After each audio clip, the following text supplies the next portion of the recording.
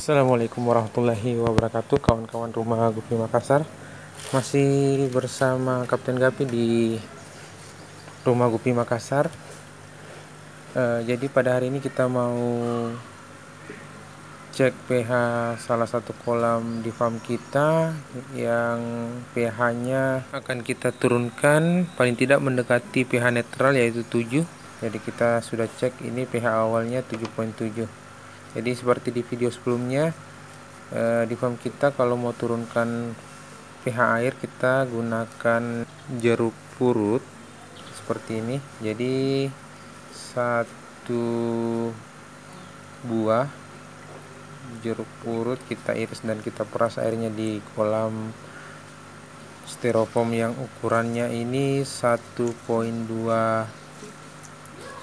meter dengan lebar sekitar 40 cm dan ketinggian airnya sekitar 20 cm. Jadi setelah jeruk purutnya kita masukkan ke kolam, terus kita aduk airnya. Jadi kita aduk seperti ini, tidak terlalu pengaruh ya untuk ikannya. Jadi untuk ikan yang ada di kolam styrofoam ini jenisnya Blue Dragon. Jadi seperti tadi kita sudah cek, dia punya pH sekitar 7.7. Jadi kita cuma mau turunkan sedikit mendekati netral. Jadi untuk pH netralnya itu adalah 7.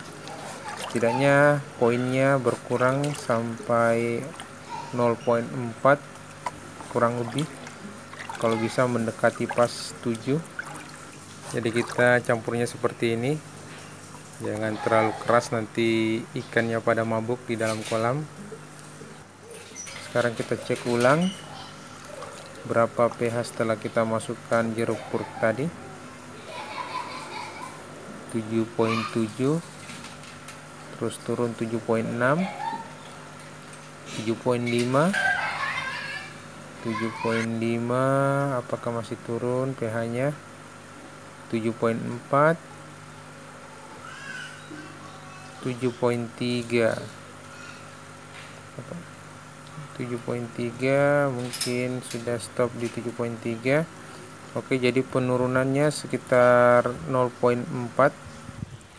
Sekarang kita lihat kondisi ikannya setelah beberapa menit setelah diberi air perasan jeruk purut. Kita bisa lihat ampas jari dari jeruk purutnya masih ada yang mengapung di atas kolam. Terus kita bisa ambil biji dari jeruk purut yang tenggelam.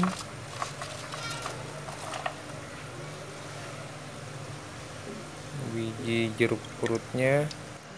Jadi selain jeruk purut, kawan-kawan juga bisa menggunakan daun ketapang untuk menurunkan pH air yang tinggi di farmnya.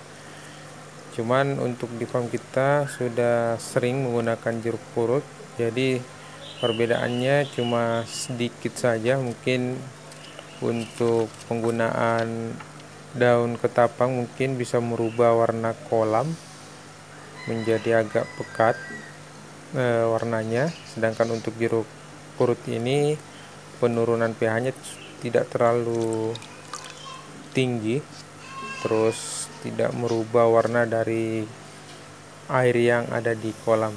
Jadi mungkin cuma itu perbedaan yang mendasar untuk penggunaan jeruk purut dengan ketapang. Cuman untuk penggunaan jeruk purut ini mungkin masih jarang yang ada yang gunakan, makanya kita share ke kawan-kawan yang mungkin menggunakan kolam yang ukurannya agak besar, yang kemungkinan pH airnya tinggi, bisa menggunakan jeruk purut ini.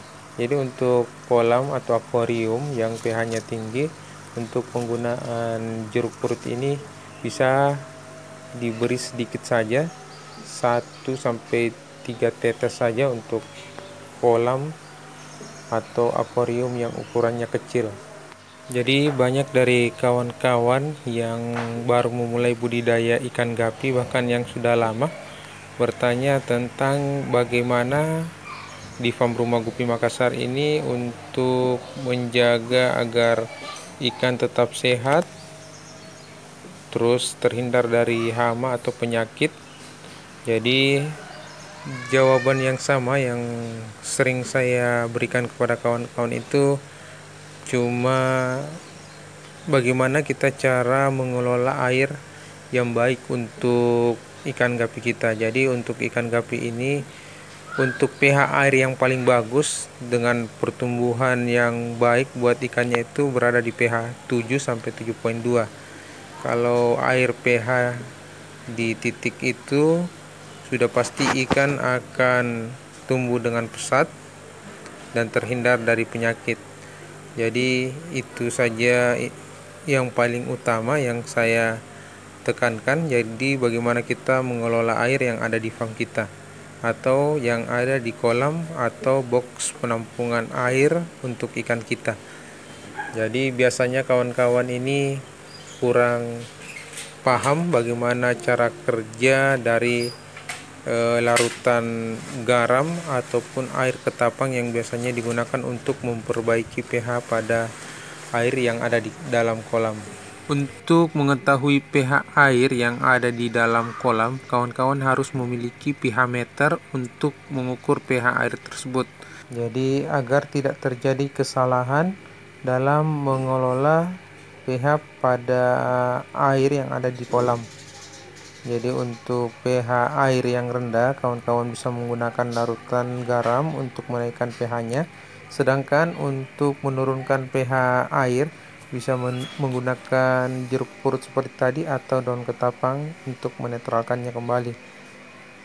Jadi kawan-kawan sudah tidak ragu lagi untuk memberikan larutan ke dalam air apabila terjadi tanda-tanda bahwa ikan mulai sakit, apakah terkena pinroot atau white spot, karena salah satu penyebab dari datangnya penyakit itu karena rendahnya atau kurang bagusnya kualitas pH air, yang sebenarnya pH yang bagus berada di pH netral atau di angka 7. Mungkin sekian dulu informasi yang bisa saya bagikan berdasarkan pengalaman selama membudidayakan ikan gapi. Semoga bermanfaat. Jika ada koreksi dari kawan-kawan dan juga pertanyaan, bisa komentar di kolom di bawah. Dan untuk kawan-kawan yang belum subscribe, bisa subscribe channel Kapten Gapi dan follow Instagram Rumah Gupi Makassar untuk mendapatkan video terbaru dari kita. Dan jangan lupa like, share jika video ini bermanfaat. Sekian. Assalamualaikum warahmatullahi wabarakatuh.